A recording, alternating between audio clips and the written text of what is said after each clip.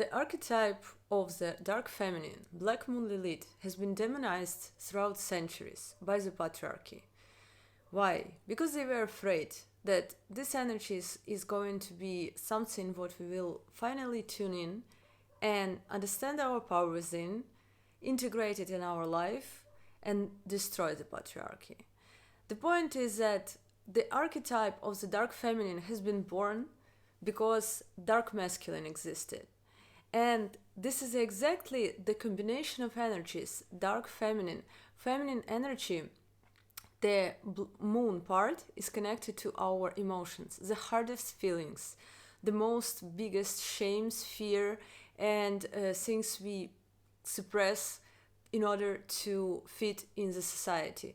All of those things are covered with shames, rules, regulations, all of the things which have been built by the patriarchy to avoid their ego to get hurt, instead of facing this dark side of themselves and grow, evolve as a man, and without needing to build these rules and regulations towards women, so they would be the one who is dominating by their own laws. So the Black Moon Lilith is the archetype which actually in the same moment shows us the sides in our society, in our collective, the most wounded, which needs to be healed in order to finally end with patriarchy. Because when the planet Earth will breathe freely, in safety, in peace, in joy, when everyone can be expressing themselves the way they feel, this is where the dark masculine energy will disappear by itself. And in the same moment, this is the energy which is connecting us to our strongest, most untamed, like wild energy within, which actually helps us to be who we really are. And by looking into this archetype, we understand the depths and the reason why patriarchy wanted to erase the best thing about this energy to be seen in the society.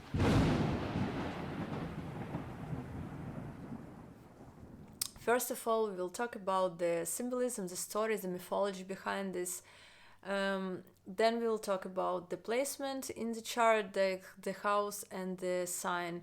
Also, we will talk about the reasons and the places, like why exactly something like this happens with us, the suppression part connected to this archetype. And we'll talk also about how to heal it, how to work with these energies, like how to integrate them in our life and to connect. So when we come to the story behind Lilith, this is very interesting. I would say I would divide this on two parts. First of all, this is one connected to Abrahamic religions, and the second one is connected to like the modern vision. In Abrahamic religions, very interesting. Bible decided to ignore Lilith in general because for them maybe it sounded too dangerous, and Jews went a little bit more far. In their fairy tales, they have the story about the Lilith, which is also actually used in a very unfair, in my opinion, manner. So, what do we know from there about Lilith? The God created man and woman, so Adam and Lilith. And then Adam wanted to get pleasure from Lilith, and he wanted to do it with his force. And she rejected him. He said, I don't want to submit. You don't have to dominate. I am equal to you. And so she left. He went to the God complaining that the woman left. So God sent 3 angels to bring her back. But she said she didn't come. She didn't want to come. And angels cursed her, saying that if you don't come, every day you will lose 100 children. So the amount of pain they wanted to give her, because according to to their beliefs, this is what gives a lot of pain to a woman, and 100, so it's a lot of children every day, so extreme amount of pain for that.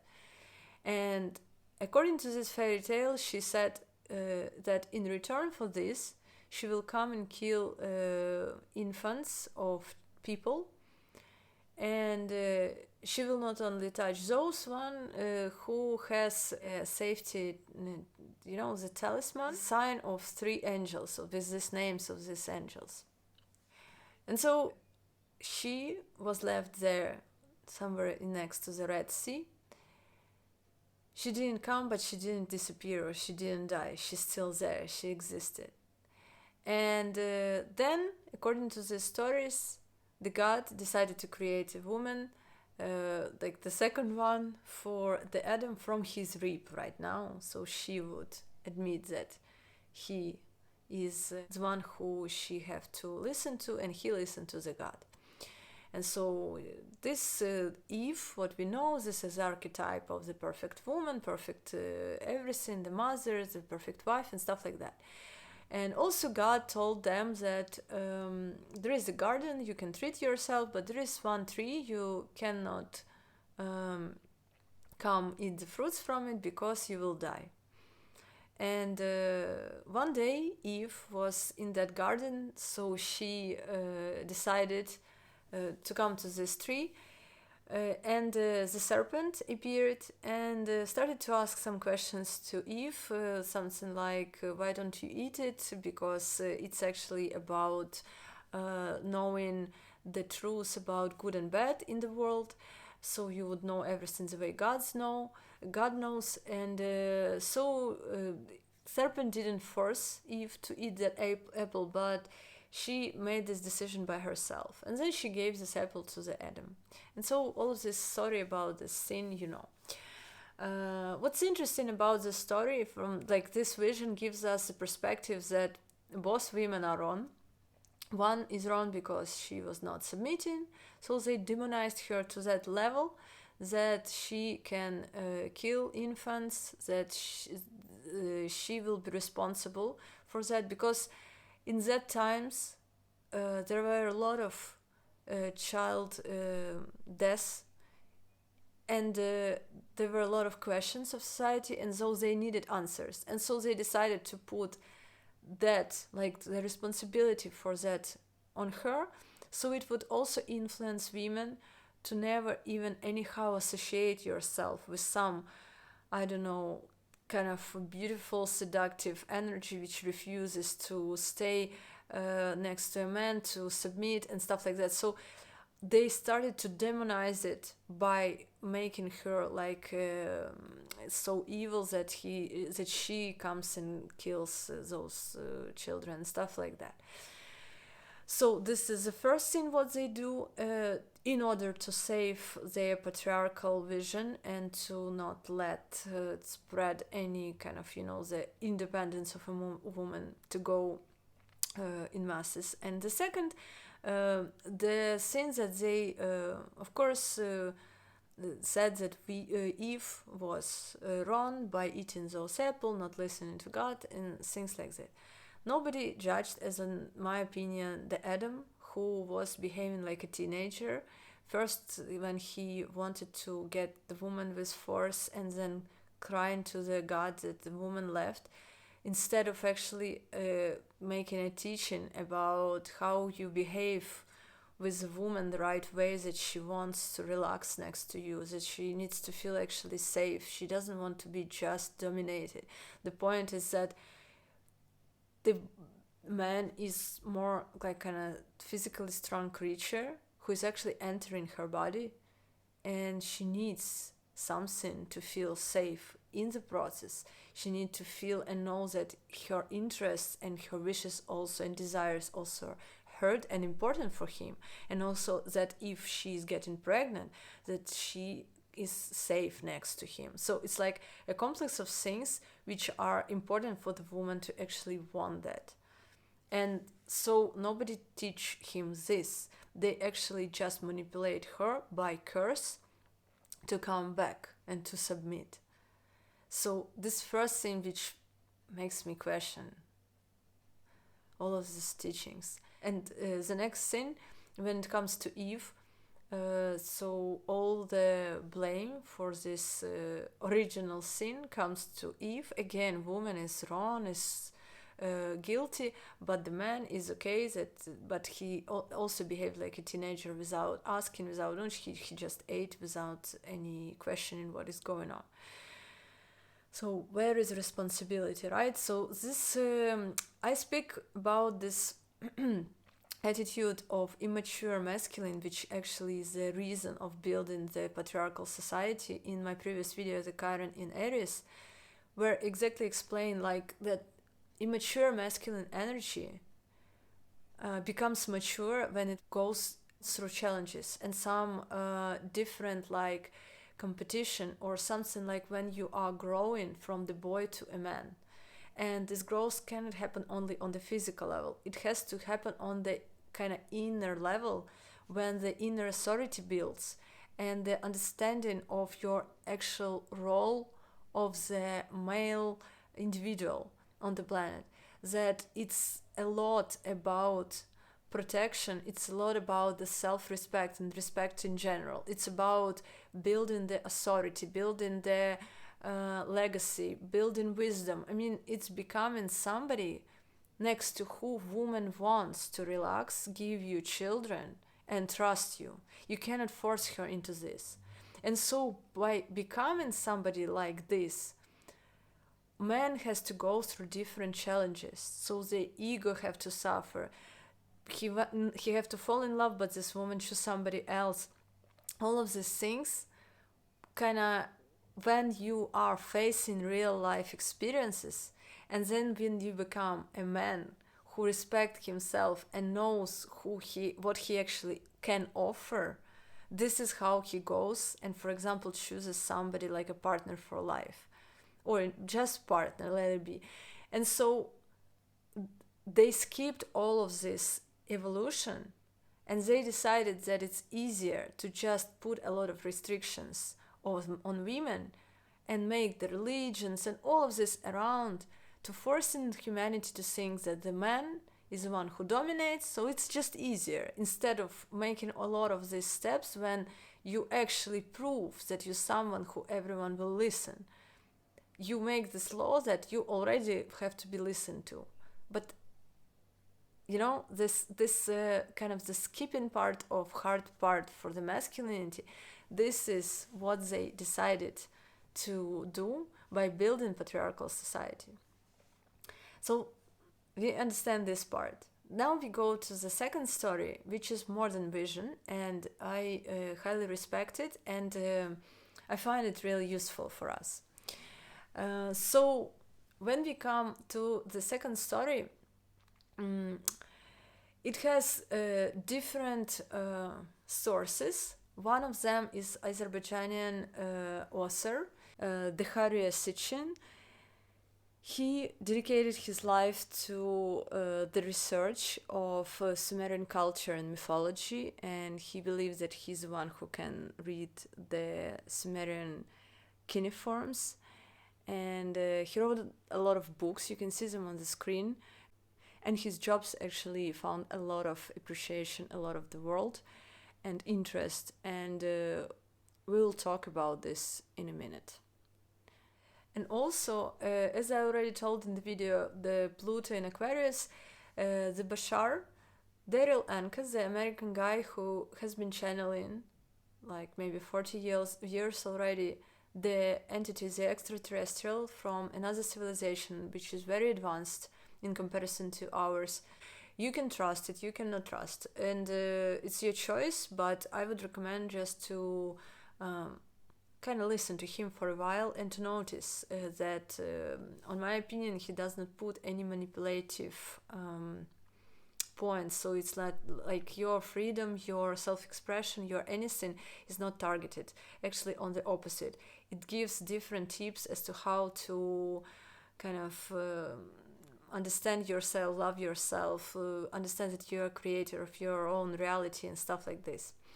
And so I will also, by the way, put the link on the story, which I will tell you right now. I will put it in the comment for you to listen by yourself. It's a video of 2024, so I trust that video, and I trust that this was said by him, not AI made. So what is the story? So the creation of humans we know right now, the Homo sapiens, is like this, on this version, and also this Azerbaijani author kind of shares the same vision. There is a civilization, it's named Anunnaki, from the planet Nibiru, who needed gold and different resources for their own needs, and so they were coming on the planet Earth to get it, and they needed a workforce to do it. By the way, by another research, it's interesting. You can find out also about it that there are a lot of mountains and canyons are very not seem like to be very natural. So something artificial was happening, so they created. And so possibly somebody or some creature, some civilization could have done something with our resources. And so they needed the workforce, and their own people, the Anunnaki, kind of refused to work as slaves, and so they needed somebody here on the planet Earth.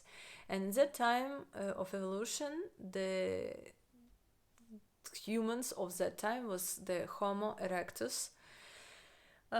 They decided to inject DNA of themselves, of Anunnaki, to make a species like a hybrid, and what has become an Homo sapiens.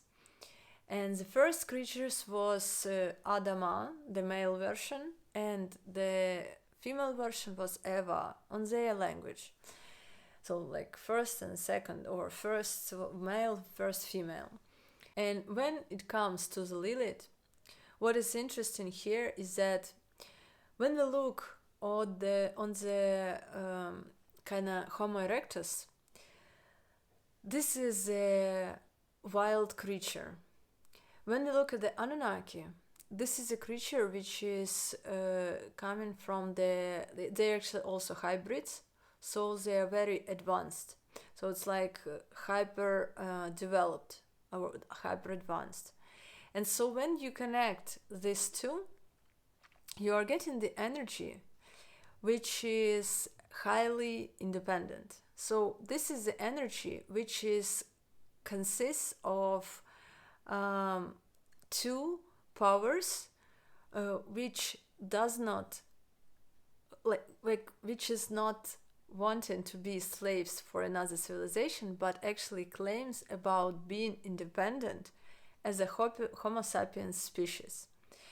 And from Bashar's point of view, it's very interesting. Like he says that this is trinity of being like Adam, Eve, and Lilith. Lilith, this is the archetype of independence of this kind of this species. And the thing is that when we talk about this, like I know that you have the question why she's feminine, why she's not neutral or androgynous. She is a representation of this. So I hope I will explain it, because it's the feminine side in the person, in the human, is more like they found that Homo erectus has feminine and masculine, and the feminine side, feminine body, by this ability to reproduce and also to be connected to body and to the divinity. It's like through the connection to feminine has become like a channel for this Anunnaki high vibe and this wild primal creature of Homo erectus. And so through feminine side or through the female, it has become more possible. And this raw wildness connected with kind of godly advanced mind, this is the energy of Lilith. And this is the energy which, from the first story, so this was the second story, the first story, this is where we can see that there is by the way, one of the versions that the serpent who came to Eve to say that eat the apple, that was the Lilith who came back to kind of to make this revolution. And so the energy which is so much like so dangerous for the patriarchal society, this is exactly the one who kind of keeps this raw but very important, like primal power inside of each individual. Because there is a statement, the cultures where the development of the individual, each individual, is supported, there is a culture where no gender or class or race or whoever will not be outcasted or put as a slave. And so by understanding this, patriarchy like reversed all of the story about Lilith, demonized her, and made this part something to be ashamed of, something what is in exile, something what is manipulated in the society. Like the vision of this archetype, of this energy, is so kind of wrongly interpreted. So it's like something in us, when we come to the point in our charts and in our energy, the point of Lilith is connected to these two aspects. Something what is not accepted, not understood, suppressed by some false beliefs, by some reasons which are coming from the outside, by societal norms, family dynamics, things connected to religions and all of this cultural stuffs. All of these things, these are the reasons of those being suppressed. And when we talk about the second story, this is about tuning in to understanding that it's actually a huge power which is connecting us to our divinity and wildness simultaneously. When we are reclaiming our power, we understand that this is like everything, like we are the creators of our life. In the next part of the video, we'll talk about how. So when we are doing this, when we build the inner authority, when we become independent, so we depend on our own opinion about ourselves, we are destroying patriarchy because we're not feeding into collective the fears, the slavery, the shame, the mentality of being less than, worse than, or stuff like that. All of these things connected to misogyny, all of those rules are written in those books which were created in a very unhealthy manner with very unhealthy and immature masculine minds. And our job is to not follow that, but follow our own power. And when we look in our charts, so how we connect to our own power and how to say it, take out from the suppressed box in our subconscious the energies which actually makes us powerful and not slaves of the system. This is Lilith. And when we look in our chart, look in your chart where, in which house Lilith sits. This is the area, each house represents something. So this is the area where exactly you will face the complexity or problems to express yourself somehow.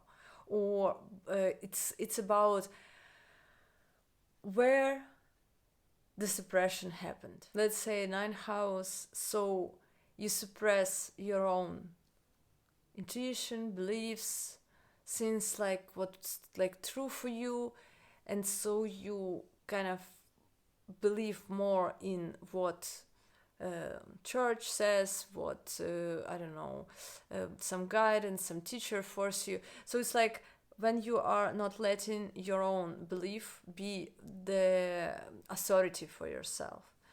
When it's 5th house, it can be like the way you express yourself or the way you express yourself in romance. So something suppressed around being creative. In let's say in the 1st house, like when you are suppressing parts of your personality. when you are too much or not enough, or too wild, too crazy, too untamed, or something wrong with you, like your ideas or what you do, like the way you build something, the way you look. So it's all provocative. In 11th house, it may be something like you're challenging society somehow. If you Aquarius in 11th house is like you are too weird or too different for them. In Leo, like Leo in 11th house, you are too charming or too bright, like too much of, like too shiny for the community.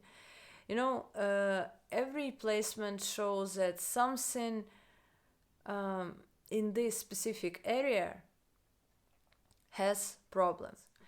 When it comes to the sign, it says exactly what type of things we are struggling with in these specific terms. If you talk, for example, in the 5th house, we give an example of like Scorpio, there can be the suppression of your raw, intense, or kind of painful scenarios, maybe sexuality, things which are, taboo. Those things you are suppressing because you want to be, I don't know, self-expression or creativity need to be light, because for some reasons in society it seems like too much, and you are not letting yourself to flirt the way you want, to express yourself sexually the way you want, because it's, for example, by some rules this is wrong. And then it can come into obsession, because when we are suppressing something, we are becoming very hungry, and then we are becoming very obsessive. In the book, the Women Who Run with the Wolves, the author gives very great example of how the nature of hunger changes something about our mentality. Because the wolves, she gives an example of wolves that they are actually killing only when they need food, but they don't kill just for fun. But when the winter, long winter, when they are hungry all the time, when the winter ends, spring comes, they jump on, like they are hunting as wild with the groups and just leave the those who they killed, without eating it.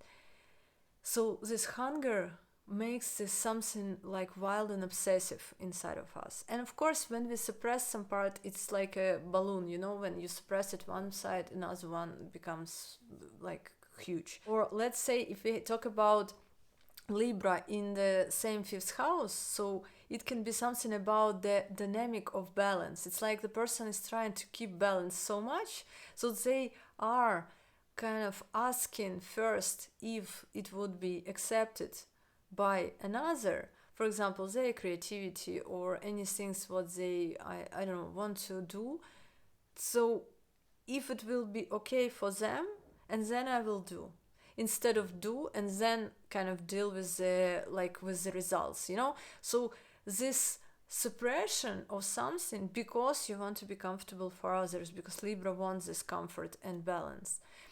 If we talk about the 11th house also, we can have an example of, let's say, the group dynamics.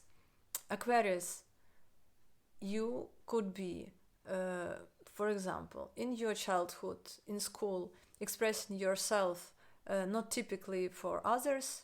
You were, I don't know, too strange or too eccentric, something like that. And so you were not accepted, you were hurt by it, by friends, for example. And so you start to suppress these parts in yourself to fit in. If you put Capricorn there, for example, the person could learn from their family dynamics that it's important to invest something, so be useful, to build some structure in the group. That's when they will accept you. And so the wound that if you are not building, you won't be accepted, or something like this. And so every placement, every house, and every sign gives us real serious understanding of where exactly we are hurting ourselves and suppressing it. And if we go a little bit deeper, we can think that, like, where it can come from. First of all, if we talk about the family, why we'll talk about it? Because it's very important for you to dive into this placement in your chart and figure it out, like, for real, not superficially, but for real, because it will help you understand in future, like, how to deal with it and how to work with this thing. And so when we talk about the family, so in family it can be when parents does not allow themselves to do something, so they also does not allow this to their children. They put some restriction limitations. At the same moment, they can force, they always dream to do something, but they didn't do so, they force their child to achieve their dreams. Then it can be possible that they compare children, when one is better than another or something like that. So when they establish this dynamic in the family, that this one is a good one, this one is bad one, this one is invisible one. So all of these patterns create, like, build the beliefs about self in the subconscious, and it influences in future. It can be things connected to not being the one who wants to live by the rules of the family, so the one who is, everyone reject by some reason. In religion, you all know all of those rules which can influence our expression, sexuality, our vision of themselves, gender-wise and stuff like that. Society puts a lot of different limits connected to, this body have to be shaped, body have to be tanned, body have to be this and that, and this shape, this color is good, this color is bad, this height is good, this color is bad. So everything we face is also with peers, when the person could be bullied in childhood for being too fast, too slow, doing this way, that way. So all kinds of expression which we face, we are living in a society which is absolutely not healthy. This is what's important for us to know. While we were children, it was maybe the form of adaptation, because we don't understand that actually we are independent, but in that childhood and youth period we believe that we are dependent on their love, on their acceptance, on their validation, their respect. Like, if they said that I'm good at this means something. Instead of building this from within, we are not taught that building this authority within, this is the initial thing for us. So we will never be dependent on whatever people think and say and stuff like that, project on us. And so while we are building this, we are keep bringing this in our future, in our adulthood. But right now, when we are adults and we are able to regulate it, what we can do. And when it comes to what the exact steps you can do to kind of tune into this energy, first of all, what we do, we look in our chart, we look at our house, at our sign, and also the planets which sit next to this Lilith. All of them will give you a flavor. Go very deeply into this. This is my recommendation, because when you understand this, like as deep as it is, the easier for you to find kind of the way out. So you need to understand where it came from, what kind of beliefs, who put that restrictions on you, why did you decide that it's dangerous, what exactly, all of this kind of stuff, like which part for you was ashamed, what you are not ready to express. Also, important part, there is a thing, it's called Sabian symbol. Sabian symbol, it represents, if shortly you write the degree of your zodiac. For example, Lilith in the 15 degrees of Aries.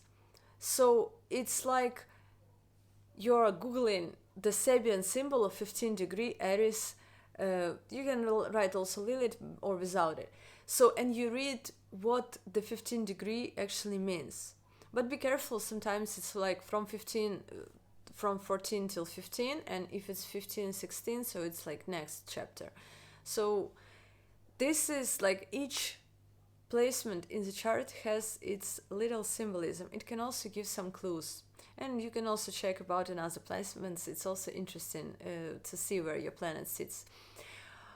So this is the first step. You understand where it came from. Second step, your job is to analyze here what is the strongest expression of the Lilith in this specific sign. It's like, let's say when it's about Taurus energy, it might be something about that you let yourself to receive abundance or receive different luxurious things, beauty, compliments, the stable approach towards you. So it's like, it's not something what you have to earn, but something what you naturally deserve. So it's like self-worth topics over here. When it comes to Leo, might be something around you're letting yourself to shine, to be bright, to be seen, without being afraid that somebody can feel uncomfortable about it, or it can bring some fear of your family members that, what are you doing, like you're shaming us somehow. Everything around it. So it's like you are diving into the best, the most wide, the deepest, the most kind of nice expression of the Lilith in the sign. So how it can be seen as strong. And so now you understand where you're actually going. So you know where you are. Also by understanding the suppressed parts of this sign. Also when you know the advanced. And so this is your road. First of all, say to yourself, like realize that this cultural, societal, all of these norms, religious, all of that, it was not built for you to make your life better. We have to realize it like from the deep inside in our subconscious. It was done by the patriarchy to make this life easy for their ego. So when you are sitting like this somewhere in the restaurant, you're not being impolite or wrong or bad girl or something like weird with you. You are just chilling the way it's comfortable for you. If it bothers somehow in other people, this is their problem, not yours. If you are, for example, raised in the people who speak about, with technological, logical mindset, and you want to talk about things like we speak right now here about extraterrestrials and stuff like that, it doesn't mean you have to go and talk to them. You just let yourself talk about the things which are important to you and go spread it into the direction where people are ready to listen. So here we come to the third part, where our job is to find those areas where we can actually express this, our wishes, needs, feelings, the way we look, the way we want to speak, everything, something what was suppressed.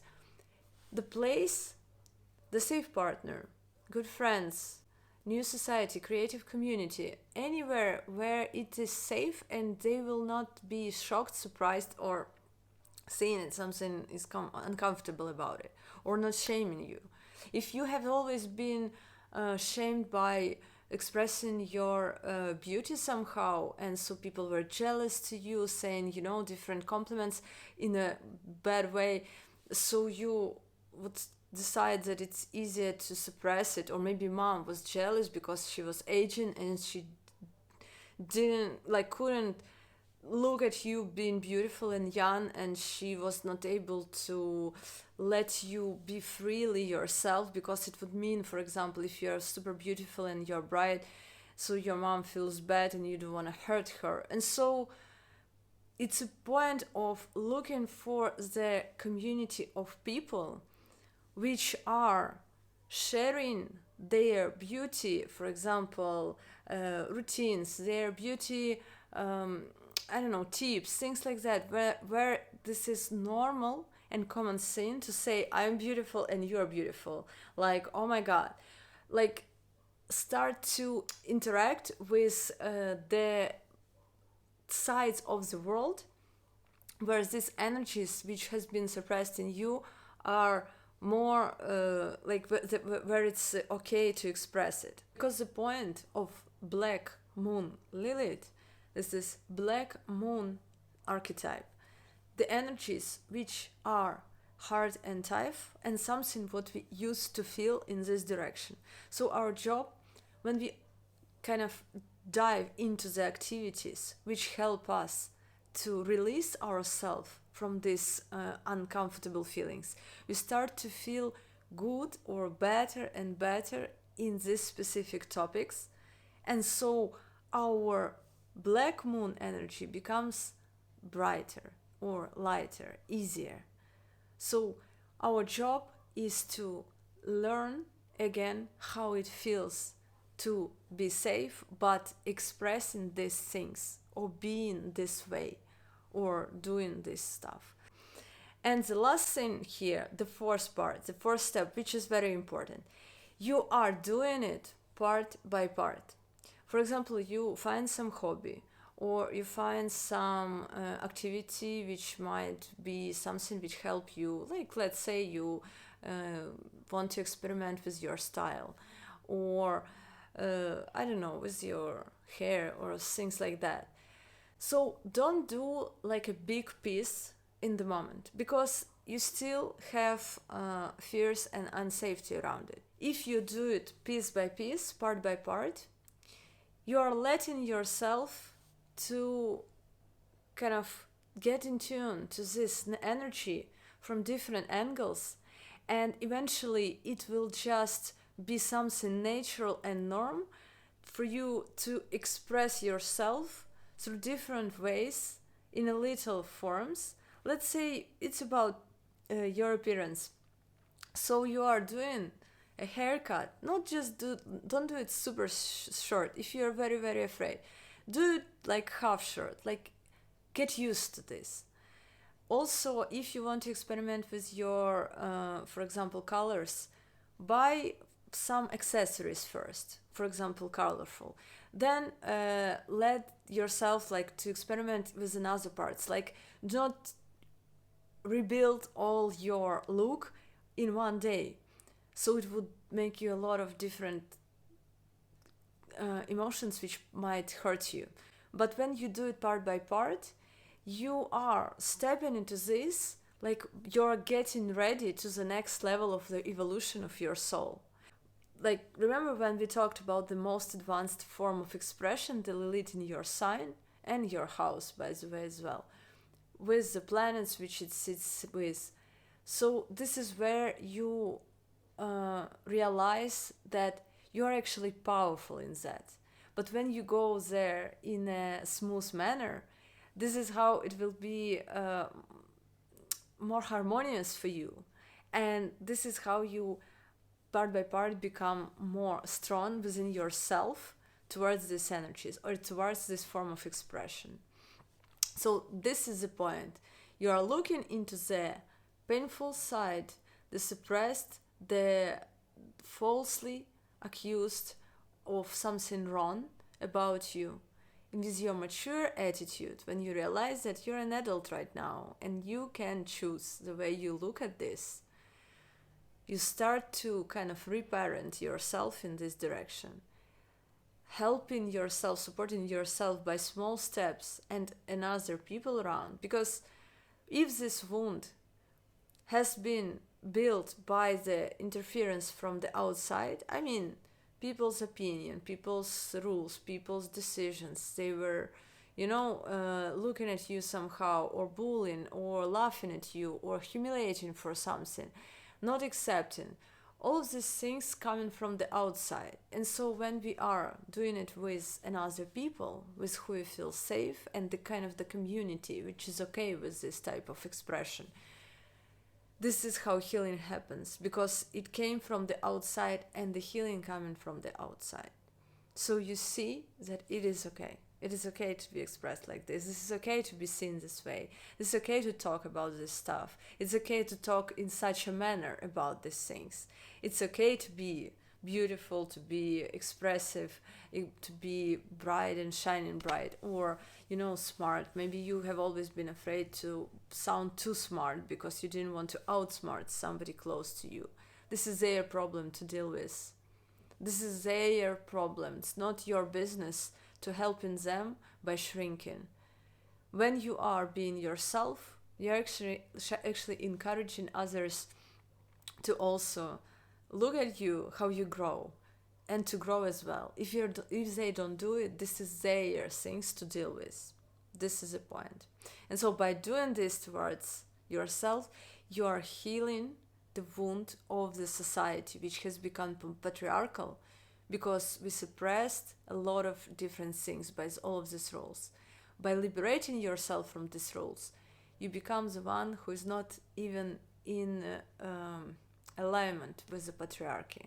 And this is how we will together build the healthy society, where we don't need weird and suppressive dominating rules, which does not help us. Because if rules exist, they must be of use, of help of the society, where we prosper in them. Like, for example, the regulations on the road. We need those rules to stay safe and to not hurt each other on the road. That kind of rules works, and they are prosperous. So our job is to build such a society where all the rules are actually serving us. Okay, I think on this I want to finish, and if you have any questions, please ask me in the comment section. And I also do personal consultations if you're curious to talk about your Lilith placement or any others. The link is down below on the calendar. You can book the comfortable date for you. Okay, and thank you for your attention. See you in the next videos. Bye bye.